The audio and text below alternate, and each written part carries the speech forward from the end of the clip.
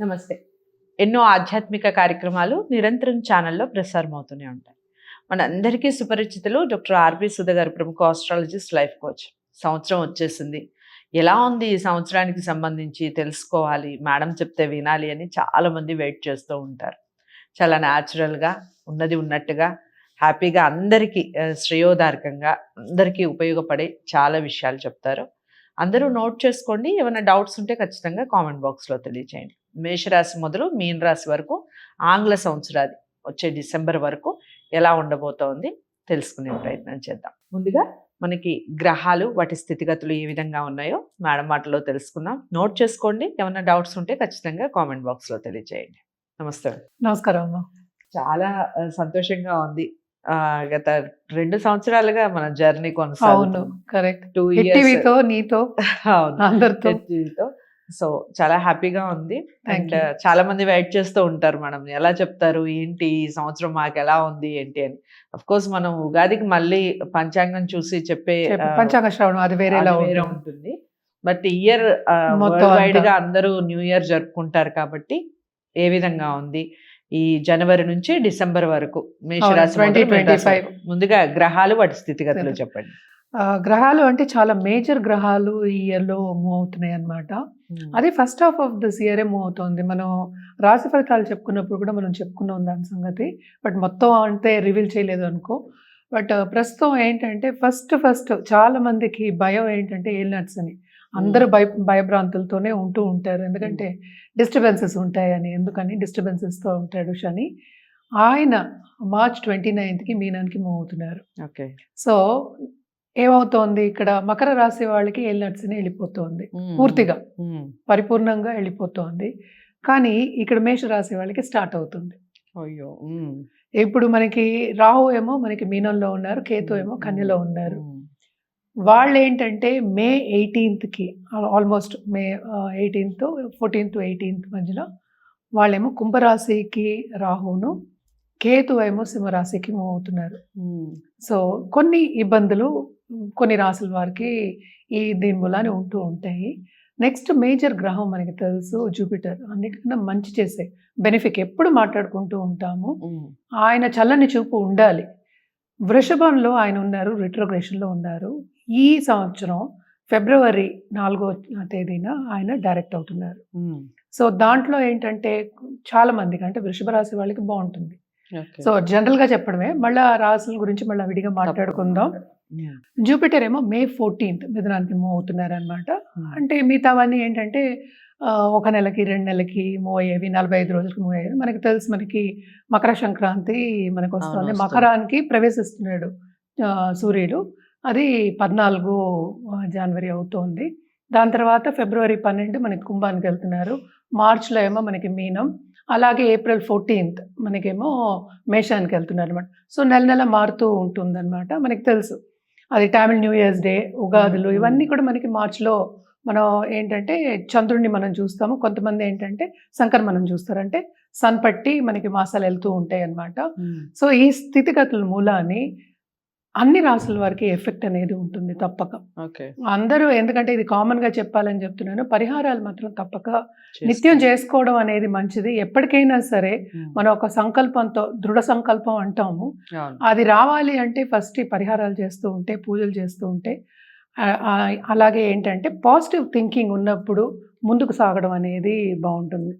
And also ఏంటంటే పరిహారాలు చేయాలి అన్నప్పుడు ఏంటంటే శని గ్రహానికి ఎప్పటికైనా చేయవలసి.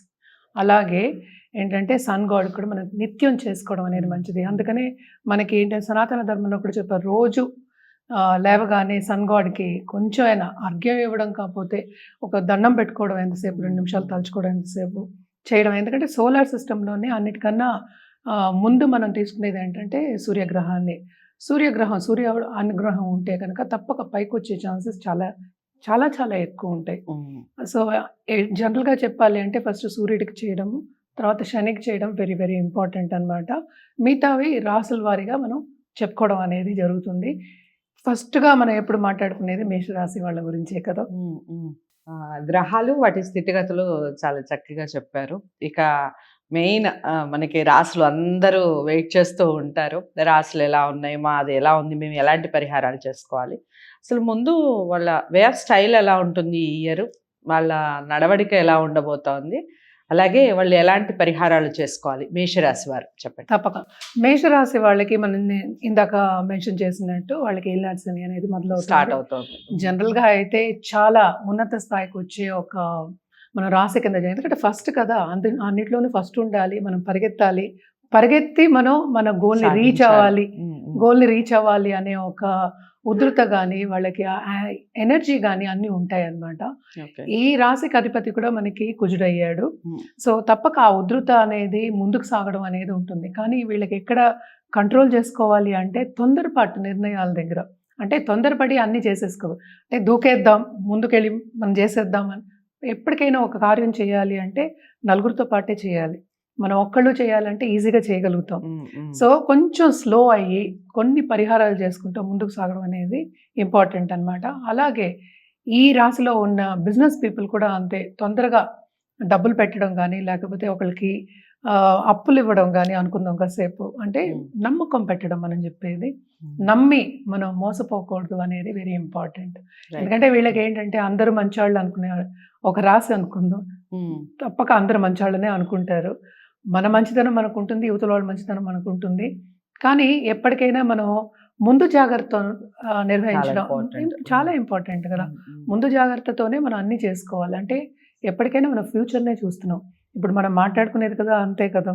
అంటే ఏంటి ఈ ఫ్యూచర్ అంటే ఈ ఇయర్ అంతా ఎట్లా ఉంటుందని మాట్లాడుకుంటున్నాం. ఈ రోజు గడిస్తే రేపు కూడా గడవాలి.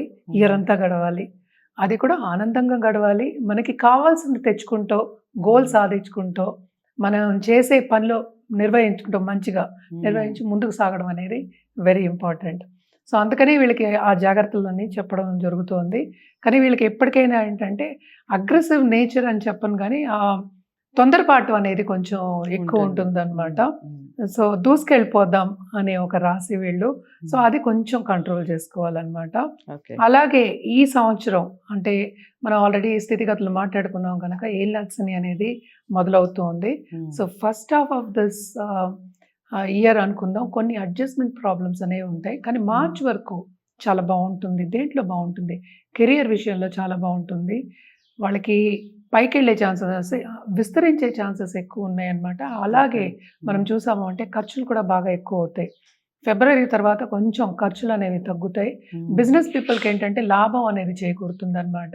ఓకే. అలాగే ఈళ్ళకేంటంటే ఈ సంవత్సరం అంతా తప్పక ఆపర్చునిటీస్ అనేవి ఎక్కువొస్తాయి. హుహు. హ్మ్. అది తీసుకుంటారు వీళ్ళు. తప్పక ముందుకు సాగుతారు దాంట్లో. హ్మ్. కానీ శ్రమ అనేది అధికం కనుక ఆపర్చునిటీస్ వచ్చినప్పుడు ఏంటి? శ్రమ పడాలి. ఖచ్చితంగా. సో, 2 హ్మ్. ఉన్నాయన్నమాట. హ్మ్. సో, 2 సైడ్స్ ఆఫ్ ఎ కాయినే మనం మాట్లాడుకుంటాము. సో, ముందుకు సాగడం అనేది తప్పక జరుగుతుంది. కానీ వీళ్ళు ఎప్పటికైనా సరే ఎక్స్‌పెక్టేషన్ అనేది వెరీ హై పెట్టుకోకూడదు. హ్మ్. చాలా ఎక్కువ ఎక్స్‌పెక్టేషన్ అనేది ఉంటే కనుక తప్పక ఏలినాటి శని ప్రభావం ఉంటుంది. కొంతవరకు హ్మ్. వాళ్ళకి ఏంటంటే ఊరట అనేది కొంచెం తక్కువుంటుంది. అంటే ఏంటంటే వాళ్ళు అనుకున్నది సాధించలేకపోతారు. హ్మ్. శ్రమకి తగిన ఫలితం అనేది కొంచెం తక్కువుంటుంది. అలాగే మ్యారిటల్ రిలేషన్‌షిప్ హ్యాపీనెస్ అనేది ఉంటుంది ఫస్ట్ హాఫ్ ఆఫ్ దిస్ హ్మ్. ఇయర్. హ్మ్. దాని తర్వాత ఏంటంటే మిస్‌అండర్‌స్టాండింగ్ వచ్చే ఛాన్సెస్ ఎక్కువ కనిపిస్తున్నాయి. అందరితో కూడా విభేదాలు వచ్చే ఛాన్సెస్ ఎక్కువ ఇవన్నీ ఏంటంటే మనం జనరల్‌గా మాట్లాడుకుంటున్నాము. హ్మ్. ఏదైనా వ్యక్తిగత జాతకం మీద ఆధారపడి అవును. ఉంటుంది. అవును. సో, నెక్స్ట్ మనం ఎప్పుడు మాట్లాడుకునేది హెల్త్ హెల్త్. మాట్లాడుకుంటాం. Health important. చాలా ఇంపార్టెంట్. హ్మ్. సో, ఏంటంటే మార్చ్ వరకు వీళ్ళకేం ప్రాబ్లమ్ ఉండదు. కానీ ఏంటంటే కొంత వరకు మనం ఏంటంటే పర్సనల్ డెవలప్‌మెంట్ మీద నేను చెప్తున్నాను కదా! రెమెడియల్ మెషర్స్ కింద హ్మ్. ఇవన్నీ చేసుకుంటూ ఉంటే హెల్త్ అనేది కొంత కుదుట పడుతుంది. అంటే ఇష్యూస్ రాకుండా ఉంటాయి. హ్మ్. పెద్దగా నలతలు అంటూ ఏమీ లేవు కానీ కొంచెం హెల్త్ డిస్టర్బెన్సెస్ అనేవి ఉంటూ ఉంటాయి. ఓకే. హ్మ్. ఏదైనా మళ్ళా వ్యక్తిగత జాతకం మీదే ఆధారపడి అవును. ఉంటుంది. హ్మ్. సో, మ్యారిటల్ రిలేషన్ కొత్తగా పెళ్ళైన వాళ్ళకి ఫస్ట్ చాలా ఆనందంగా ఉంటుంది ఈ ఇయర్ స్టార్టింగ్ అంతాను. తర్వాత కొంచెం డిసగ్రీమెంట్స్ వచ్చే ఛాన్సెస్ ఎక్కువ కనిపిస్తున్నాయి కనుక తప్పక ఏంటంటే దాని మీద ధ్యాస పెట్టాలి. అండర్‌స్టాండింగ్ రావాలి అంటే టైమ్ స్పెండ్ చేయాలి. ఒకళ్ళతో టైమ్ స్పెండ్ చేసి అర్థం చేసుకొని ముందుకు సాగాలి. ఎప్పటికైనా అర్థం చేసుకోవడానికి కొంచెం టైం పడుతుంది గనక అవును. ఆ రిలేషన్‌షిప్ కూడా అలా సాగాలి అంటే తప్పక కూర్చొని మాట్లాడుకోవడం గానీ, టైమ్ స్పెండ్ చేయడం గానీ, కుటుంబంతో సంతోషంగా ఉండడం గానీ వెరీ, వెరీ ఇంపార్టెంట్. ఇవన్నీ చేసుకుంటే అండ్ ఆల్సో పరిహారాలు చేసుకున్నప్పటికీ ఆటంకాలు అనేవి కొన్ని తగ్గుతాయన్నమాట. ఇంకోటి మోస్ట్ ఇంపార్టెంట్ చెప్పాలి అంటే వీళ్ళకి 12th హౌస్ నుంచి 11th హౌస్‌కి మనకి రాహు మారుతున్నాడు. అలాగే శని మారుతున్నారనమాట. 11థ్‌లో, 12థ్‌లో పడుతున్నాడు. సో, ఎవరైనా ఫారిన్‌లో సెటిల్ అయ్యే వాళ్ళకి మాత్రం తప్పక పండిందే పంట అంటాం కదా! అలాగ పైకొచ్చే ఛాన్సెస్ మంచి ఉన్నత స్థాయికి ప్రమోషన్ కొట్టే ఛాన్సెస్ అలాంటివి ఉంటాయన్నమాట. ఎందుకంటే 11th రాహు కూడా వెళ్తున్నాడు. So, 2 indication foreign travel, foreign తో టచ్ ఉండడం, ఫారిన్ బిజినెస్ చేయడం, కొత్త కొత్త ఆపర్చునిటీస్ రావడం వాళ్ళతోటి, అలాగే దాంట్లో లాభాలు పొందడం అన్నీ కనిపిస్తున్నాయన్నమాట.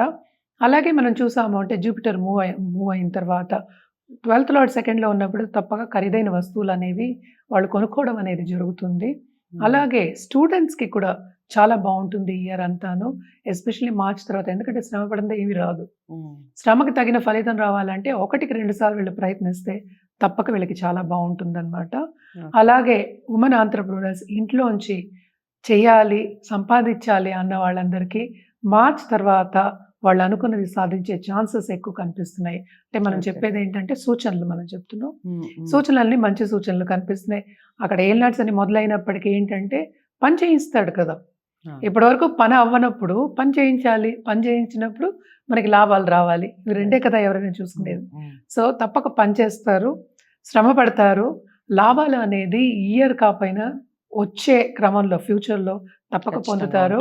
ఏంటంటే మనం ఎంత ప్రయత్నిస్తే, ఎంత మనం పని చేస్తే, ఎంత ముందుకు సాగితే, అంటే పని చేస్తుంటేనే ముందుకెళ్తాము.